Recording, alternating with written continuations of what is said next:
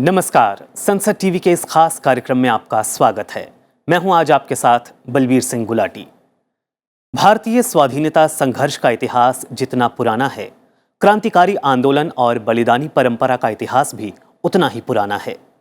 क्रांतिकारी आंदोलन के साथ कई ऐसी घटनाएं जुड़ी हैं जो व्यक्तिगत पराक्रम और सामूहिक निर्णय की ऐतिहासिक मिसाल पेश करती हैं। अंग्रेजों की गुलामी से देश को आजाद कराने का जज्बा लिए क्रांतिकारियों ने अपने अदम्य साहस और बलिदान से ब्रिटिश हुकूमत की जड़ें हिला दी।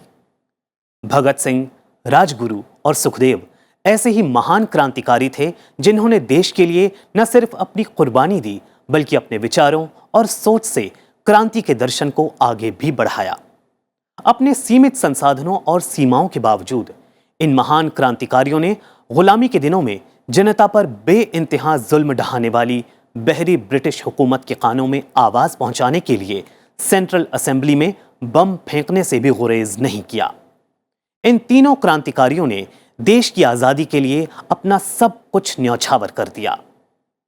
23 मार्च 1931 को भारत के इन तीन वीर नौजवानों को एक साथ फांसी दे दी गई। पूरा देश उन वीर शहीदों की याद में शहीदी दिवस मनाता है।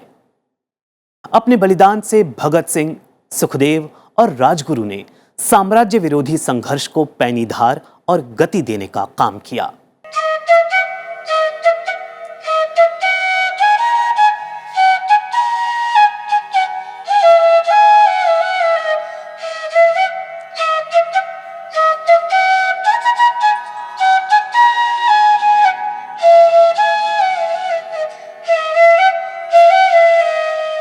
भारतीय स्वाधीनता संग्राम के इतिहास में अनेक देशभक्तों ने अपनी जान गंवाई और उनका नाम पूरे आदर और सम्मान से लिया जाता है।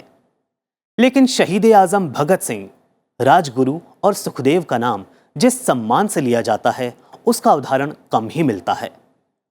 आजादी के इन तीन मतवालों ने अंतिम सांस तक अंग्रेजों से टक्कर ली और अपने दिल में आजादी का सपना लिए हंसते हंसते फांसी के तख्ते पर झूल गए। 23 मार्च 1931 को जब इन देशभक्त वीर सपूतों को फांसी दी गई तो पूरे देश में अंग्रेजों के खिलाफ आक्रोश की लहर दौड़ गई। इन शहीदों को सम्मान देने के लिए इनकी पुण्यतिथि पर हर साल 23 मार्च को शहीद दिवस मनाया जाता है।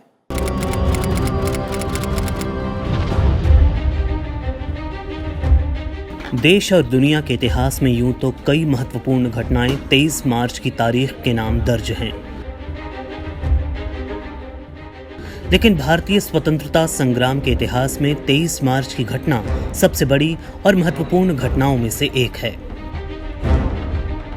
इस दिन साल 1931 में हमारे वीर सपूतों शहीद भगत सिंह, सुखदेव और राजगुरु को अंग्रेजों ने फांसी दी थी। दरअसल आजादी की लड़ाई में देशभक्त क्रांतिकारियों का काफी अहम योगदान रहा है। इन क्रांतिकारियों ने अपनी जान की परवाह किए बिना देश को आजाद कराने के लिए अपनी अंतिम सांस तक अंग्रेजों से लोहा लिया और जब जरूरत हुई तो हंसते हंसते फांसी के फंदे पर झूल गए। भारतीय स्वतंत्रता संग्राम में शहीद होने वाले क्रांतिकारियों में सबसे पहले भगत सिंह, सुखदेव और राजगुरु का नाम आता है। आजादी की लड़ाई में खुद को देश के लिए शहीद होने वाले ये नायक हमारे आदर्श हैं। ये तीनों वीर सपूत क्रांतिकारी विचारधारा के अनुयायी थे। तभी तो फांसी के फंदे पर चढ़ने से कुछ वक्त पहले तक भगत सिंह एक पुस्तक पढ़ रहे थे, सुखदेव कुछ गीत गुनगुना रहे थे और राजगुरु वेद मंत्रों का उच्चारण कर रहे थे। जीवन की मस्ती इन्हें डीएवी कॉलेज लाहौर में, गुरुकुल कांगड़ी विश्वविद्यालय हरिद्वार के स्नातक जयचंद विद्यालंकार के विचारों से प्राप्त हुई थी। ये तीनों देशभक्त नौजवान भारत सभा और हिंदुस्तान समाजवादी रिपब्लिकन आर्मी के अनोखे वीर थे। तीनों की मित्रता इसलिए भी सुदृढ़ और मजबूत थी क्योंकि उनकी विचारधारा और सोच एक थी और वो थी देश की आजादी। राजगुरु ने वाराणसी में पढ़ाई के साथ साथ संस्कृत भाषा का अच्छा ज्ञान हासिल किया था। इसी तरह सुखदेव को खतरों से खेलने की आदत थी। उनकी स्मरण शक्ति अद्भुत थी। जबकि भगत सिंह जन्म से ही स्वतंत्र विचारधारा के व्यक्ति थे। अपने पिता सरदार किशन सिंह और चाचा अजीत सिंह के स्वतंत्र विचार उनकी रग रग में समाये हुए थे। जब साइमन कमीशन 1927 में भारत आया तो भगत सिंह, सुखदेव और राजगुरु ने जमकर विरोध किया था। इसी दौरान अंग्रेजों के खिलाफ एक प्रदर्शन में पुलिस की बर्बर पिटाई से लाला लाजपत राय गंभीर रूप से घायल हो गए और 17 नवंबर 1928 को उनका निधन हो गया। इसके बाद भगत सिंह, सुखदेव, राजगुरु और उनके साथियों ने लाला जी की मौत का बदला लेने के लिए योजना बनाई। इसके बाद भगत सिंह, चंद्रशेखर आजाद और राजगुरु ने दिसंबर 1928 में अंग्रेज सहायक पुलिस अधीक्षक सैंडर्स को गोली मार दी। भगत सिंह, सुखदेव और राजगुरु समेत अनेक क्रांतिकारी मानते थे कि पराधीनता की बेड़ियां अहिंसा की नीतियों से नहीं काटी जा सकती। यही वजह थी कि जब ब्रिटिश सरकार ने लोगों पर अत्याचार करने के मकसद से पब्लिक सेफ्टी बिल और ट्रेड डिस्प्यूट बिल को पारित कराने की कोशिश की, तब भगत सिंह और उनके साथी बटुकेश्वर दत्त ने उसके विरोध में 8 अप्रैल 1929 को सेंट्रल असेंबली के अंदर बम फेंका। बम फेंकने के बाद भी दोनों विजिटर्स गैलरी में शांतिपूर्वक खड़े होकर पर्चे बांटते रहे। उस पर्चे पर उन्होंने अपना मकसद भारत माता की पूर्ण आजादी लिखा हुआ था। दरअसल भगत सिंह और बटुकेश्वर दत्त का मकसद किसी की हत्या करना नहीं था, बल्कि अंग्रेजों की नीति के खिलाफ देश में जागृति लाना था। बम फेंकने के बाद दोनों ने खुद को पुलिस के हवाले कर दिया। इस घटना के बाद अंग्रेजों ने बड़े स्तर पर क्रांतिकारियों की गिरफ्तारी की। राजगुरु और सुखदेव को भी गिरफ्तार कर लिया गया। सब अलग अलग आरोपों में गिरफ्तार किए गए, लेकिन पुलिस ने सैंडर्स की मौत से कड़ियां जोड़कर भगत सिंह, सुखदेव और राजगुरु को फांसी की सजा सुना दी। पूरे देश में इसका विरोध होने के बावजूद 23 मार्च 1931 को इन तीनों वीर सपूतों को लाहौर जेल में फांसी दे दी गई। पूरे देश में मातम छा गया और इन वीर शहीदों के बलिदान पर 23 मार्च को शहीद दिवस मनाया गया। भगत सिंह, सुखदेव और राजगुरु के देश प्रेम और बलिदान से युवाओं और क्रांतिकारियों में राष्ट्रीय चेतना का संचार हुआ। इन वीरों ने अपने साहस और क्रांतिकारी गतिविधियों से ब्रिटिश हुकूमत की जड़ों पर इतना गहरा आघात किया कि थोड़े ही समय के बाद अंग्रेजों का विशाल साम्राज्य भारत से पूरी तरह खत्म हो गया। ब्यूरो रिपोर्ट, संसद टीवी। जब जब देश की आजादी की बात होती है तो भगत सिंह जैसे वीर साहसी और क्रांतिकारी स्वतंत्रता सेनानी का जिक्र लाजमी हो जाता है। दरअसल छोटी सी उम्र में प्रखर बुद्धि, विचार, पराक्रम, शौर्य, निर्भीकता, अदम्य साहस और देश के लिए अपने प्राण न्यौछावर कर इतिहास में अमर हो जाने का दूसरा नाम है भगत सिंह। महज 23 साल की उम्र में इस वीर सपूत ने अपने जीवन की आहुति देश की आजादी के लिए हंसते हंसते दे दी। इतनी कम आयु में शहीद होने के बावजूद उन्होंने भारतीय राष्ट्रीय आंदोलन के राजनीतिक दर्शन पर एक अमिट छाप छोड़ी। अमर शहीद भगत सिंह 23 साल की छोटी सी उम्र में भी युग पुरुष बन गए। अपने बलिदान से वो क्रांति के प्रतीक बनकर देश भर के युवाओं को एक दिशा दे गए जो इतिहास में अमर हो गई। 23 मार्च 1931 को फांसी के फंदे पर झूलने से पहले भगत सिंह ने क्रांति की ऐसी मशाल जलाई जिसे रोकना ब्रिटिश हुकूमत की बस की बात नहीं रह गई। उनकी ये देशभक्ति, अदम्य साहस और बलिदान ने लोगों की भावनाओं को न सिर्फ जागृत किया बल्कि राष्ट्रीय चेतना के प्रसार में काफी सहायता की। भगत सिंह का जन्म 28 सितंबर 1907 को लालपुर जिले के बंगा गांव में हुआ था, जो अब पाकिस्तान में है। हालांकि उनका पैतृक गांव पंजाब के खटकड़ कलां में है। भगत सिंह के पिता का नाम सरदार किशन सिंह और माता का नाम विद्यावती था। वो अपने माँ बाप की तीसरी संतान थे। भगत सिंह का परिवार स्वतंत्रता संग्राम में सक्रिय रूप से जुड़ा हुआ था। उनके पिता किशन सिंह और चाचा अजीत सिंह गदर पार्टी के सदस्य थे। जब भगत सिंह का जन्म हुआ तो उनके पिता और चाचा दोनों जेल में थे। परिवार के माहौल ने भगत सिंह को बचपन में ही देशभक्त बना दिया। भगत सिंह ने 5वीं तक की पढ़ाई गांव में की और उसके बाद पिता ने उनका दाखिला DAV हाई स्कूल लाहौर में करा दिया। डीएवी में पढ़ाई के दौरान ही भगत सिंह लाला लाजपत राय और रास बिहारी बोस जैसे राष्ट्रवादियों के संपर्क में आए। इन्हीं दिनों 13 अप्रैल 1919 को जब अमृतसर में जलियांवाला बाग हत्याकांड हुआ, तब भगत सिंह मात्र 12 वर्ष के थे। लेकिन इस घटना ने भगत सिंह की सोच पर गहरा प्रभाव डाला। इस अमानवीय घटना को देखने के बाद वे किसी भी कीमत पर भारत को अंग्रेजों से आजाद कराने के लिए सोचने लगे। जब महात्मा गांधी ने ब्रिटिश शासन के खिलाफ असहयोग आंदोलन शुरू किया, तब भगत सिंह अपनी पढ़ाई छोड़कर आंदोलन में शामिल हो गए। जब 1922 में चौरी चौरा घटना के बाद गांधी जी ने असहयोग आंदोलन समाप्त कर दिया, तब भगत सिंह बहुत दुखी हुए और इस नतीजे पर पहुंचे कि अहिंसा से देश को आजादी नहीं मिल सकती और इसके लिए सशस्त्र क्रांति ही एकमात्र सही मार्ग है। असहयोग आंदोलन समाप्त होने के बाद भगत सिंह ने क्रांतिकारी गतिविधियों में भाग लेना जारी रखा। अपनी क्रांतिकारी गतिविधियों को जारी रखने के लिए उन्होंने नौजवान भारत सभा नाम से एक क्रांतिकारी संगठन बनाया। कुछ दिनों तक वे कानपुर में गणेश शंकर विद्यार्थी के संपर्क में रहे। 1928 में उन्होंने चंद्रशेखर आजाद के साथ मिलकर हिंदुस्तान सोशलिस्ट रिपब्लिकन एसोसिएशन का गठन किया। इसका मुख्य उद्देश्य सशस्त्र क्रांति के जरिए भारत में गणतंत्र की स्थापना करना था।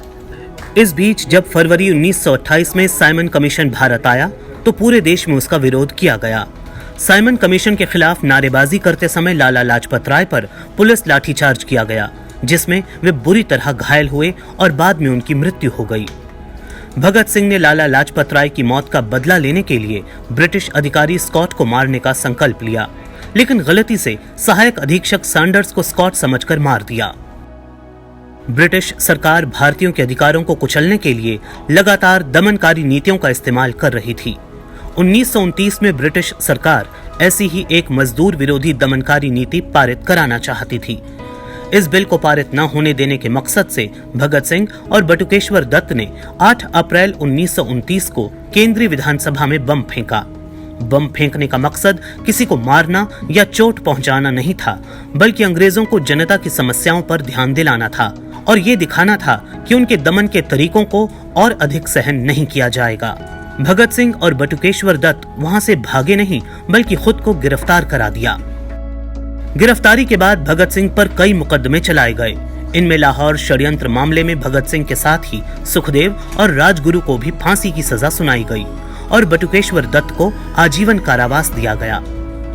23 मार्च 1931 को भगत सिंह, सुखदेव और राजगुरु को फांसी पर लटका दिया गया।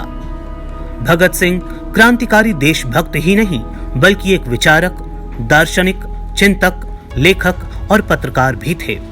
अनेक भाषाओं के जानकार भगत सिंह भारत में समाजवाद के पहले व्याख्याता थे। उन्होंने कई पत्र पत्रिकाओं के लिए लिखा व संपादन भी किया। भगत सिंह की देशभक्ति और विचार जेल में लिखे गए उनके पत्रों से जाहिर होते हैं। उनका मानना था कि जब तक अमीर गरीब की खाई खत्म नहीं होगी, मनुष्य द्वारा मनुष्य की जाने वाली लूट बंद नहीं होगी और सामाजिक समानता नहीं आएगी, तब तक आजादी का संकल्प अधूरा माना जाएगा। अमर शहीद भगत सिंह भले ही अपनी आंखों से आजाद भारत को नहीं देख सके, लेकिन उनका बलिदान इतिहास की धरोहर बन गया। आज भी जब हम इनकलाब जिंदाबाद का नारा सुनते हैं, तो भगत सिंह हमारे दिल दिमाग पर छा जाते हैं। ब्यूरो रिपोर्ट, संसद टीवी। आजादी का इतिहास अनेक ऐसे शूरवीरों और पराक्रमियों से भरा पड़ा है, जिन्होंने अपने अदम्य साहस से न केवल अंग्रेजों की नाक में दम कर दिया, बल्कि इतिहास में स्वर्णिम अक्षरों में अपना नाम दर्ज करा गए। ऐसे ही शूरवीर थे राजगुरु, जिन्होंने भगत सिंह और सुखदेव के साथ मिलकर देश के लिए अपनी जान गंवा दी। राजगुरु भारत के उन महान क्रांतिकारियों में शामिल हैं, जिन्होंने कम उम्र में देश के लिए शहादत दी।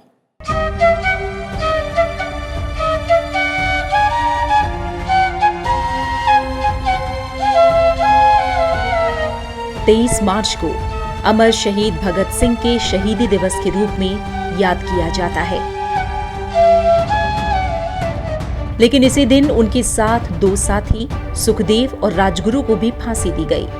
भगत सिंह और सुखदेव का नाम तब तक अधूरा है जब तक उनके साथ राजगुरु का नाम ना लिया जाए।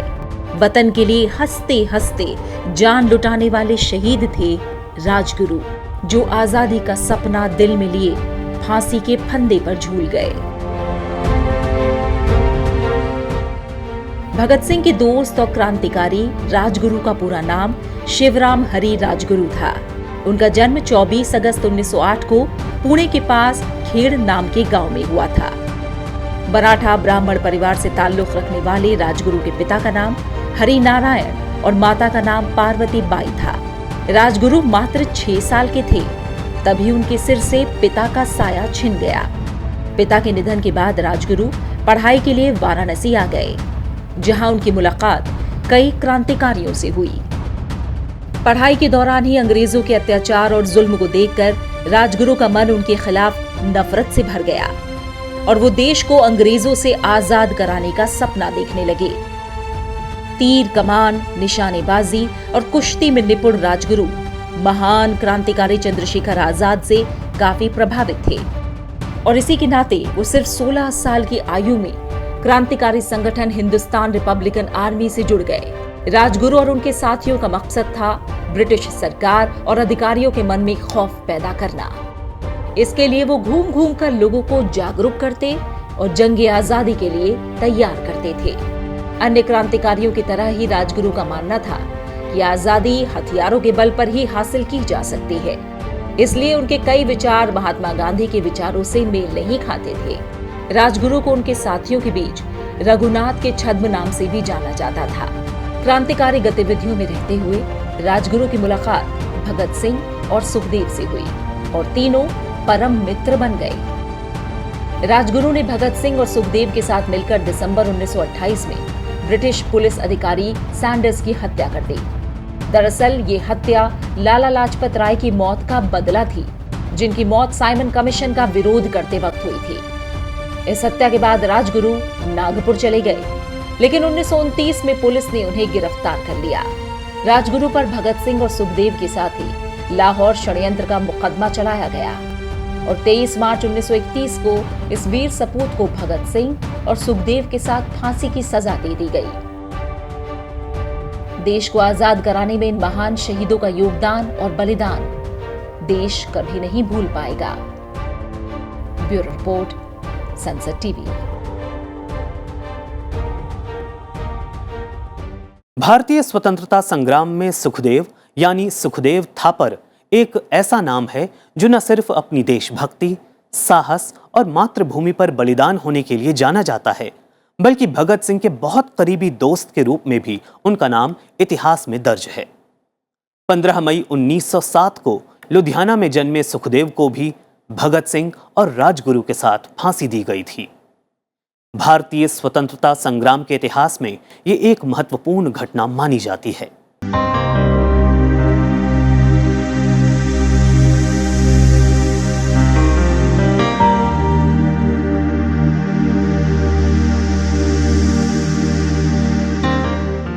सुखदेव ने अपनी प्रारंभिक शिक्षा लायलपुर के सनातन धर्म हाई स्कूल में पूरी की।